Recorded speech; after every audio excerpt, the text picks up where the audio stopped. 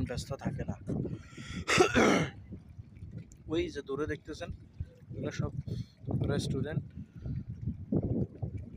বার, এগুলো হচ্ছে যে বড় বড় হোটেল সব। এই বোর্ডগুলো সব বুকিং করা।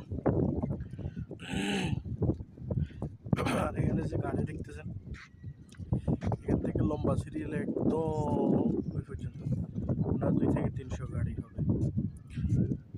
এগুলো সব হোটেল। এটা আজকে শুক্রবার, বছরের শেষ জুমা। এসছি মসজিদে, মসজিদে নামাজ পড়ার জন্য। হাতে এখনো 20-30 মিনিট সময় আছে। একটু লেকের বাইরে এসে একটু দাঁড়াই,